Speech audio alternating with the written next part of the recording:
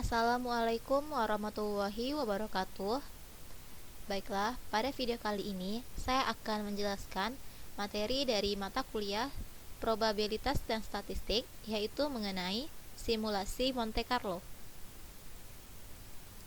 Simulasi Monte Carlo.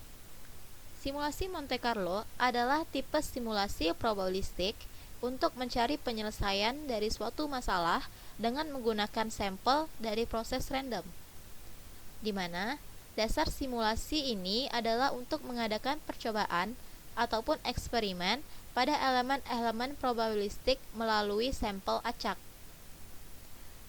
Nah, sehingga dengan menggunakan simulasi ini dapat mengizinkan seorang manajer untuk menentukan beberapa kebijakan yang menyangkut kondisi perusahaannya, ataupun dapat melakukan prediksi atau peramalan mengenai suatu produk dari perusahaan tersebut. Nah, di sini saya akan memberikan dan menjelaskan contoh soal dengan menggunakan simulasi Monte Carlo ini, dan akan saya kerjakan dengan menggunakan Microsoft Excel.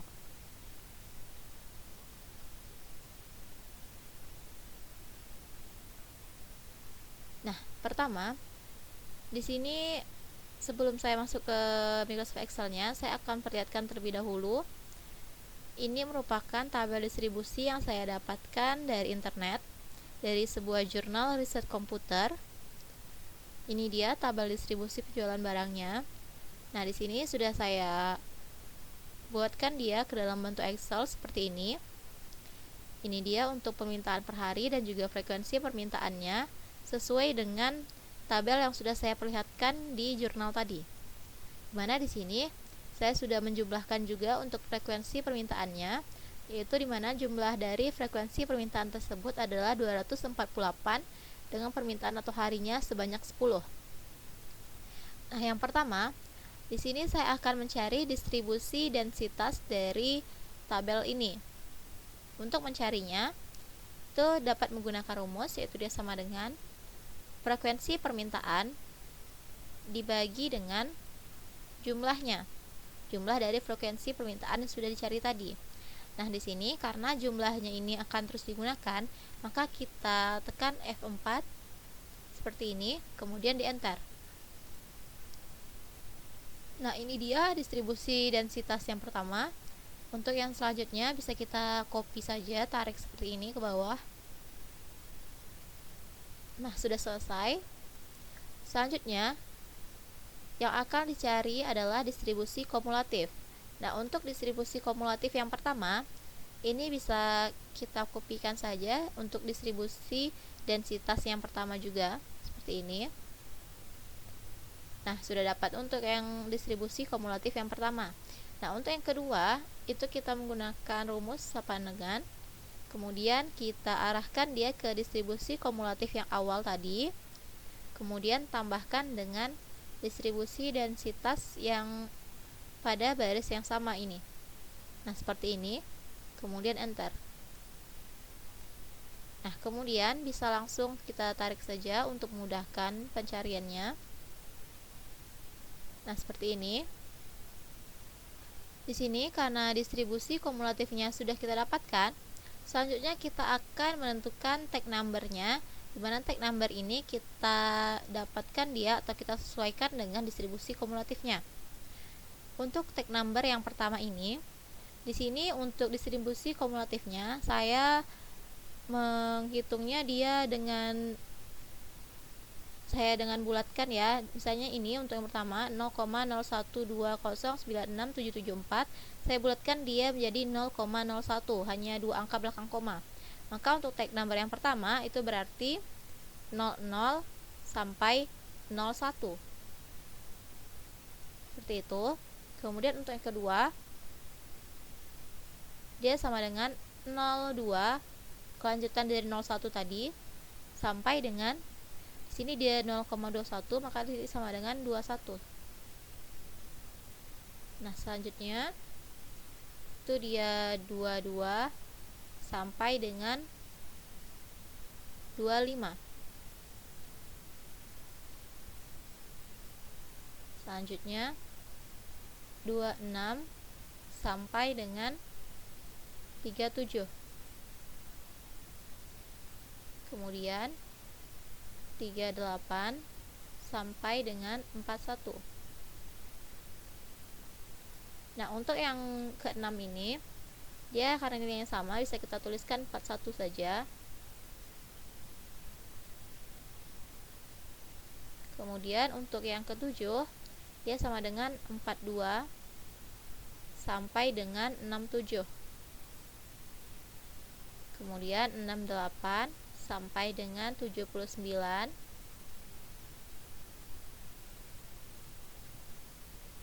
Dan 80 sampai dengan 83.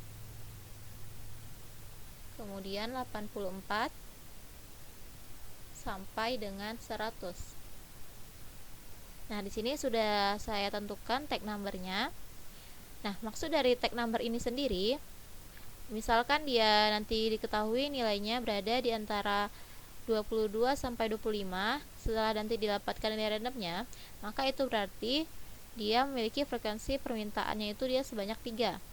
Sesuai kan? Ini dia 22 sampai 25. Nah, dia permintaan atau harinya 3. Nah, begitupun yang lainnya. Kemudian di sini setelah kita cari untuk distribusi densitas, distribusi kumulatif dan tag numbernya, selanjutnya saya akan mencari untuk nilai randomnya.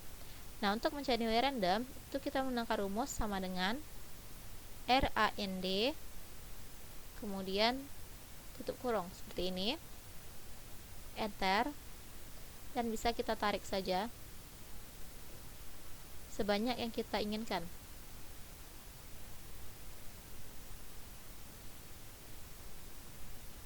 Nah, seperti ini. Kemudian di sini saya hanya akan mengkopinya dia sebanyak 10.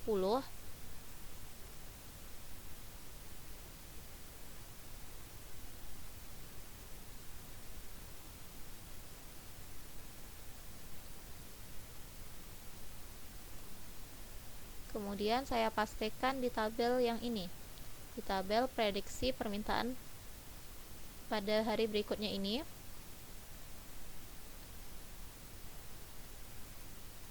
Paste spesial, kemudian values.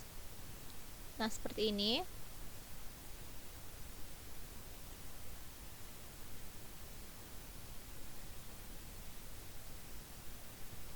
Nah, kemudian di sini nilai random value-nya sudah dapat. Selanjutnya kita kalikan dia dengan 100.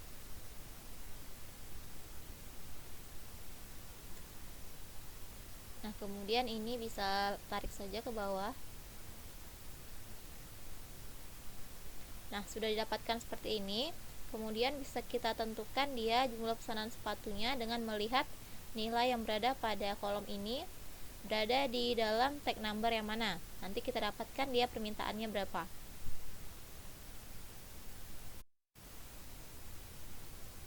Yang pertama, ini dia nilainya 25. Kita lihat tag numbernya. 25 dia berada di sini, yaitu permintaan atau harinya dia sejumlah 3. Ini dia sama dengan 3. Kemudian 6 dia sama dengan 2. Kemudian 75 dia sama dengan 8.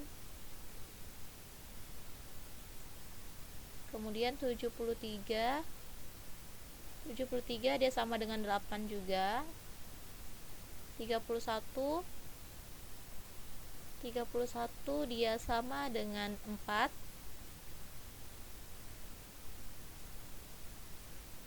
Kemudian 73 dia tadi sama dengan 8. Kemudian 75 dia juga sama dengan 8. Kemudian selanjutnya 69 dia juga sama dengan 8. Kemudian 64 dia sama dengan 7. Dan terakhir untuk 24 24 dia berada di sini, berarti dia sama dengan 3.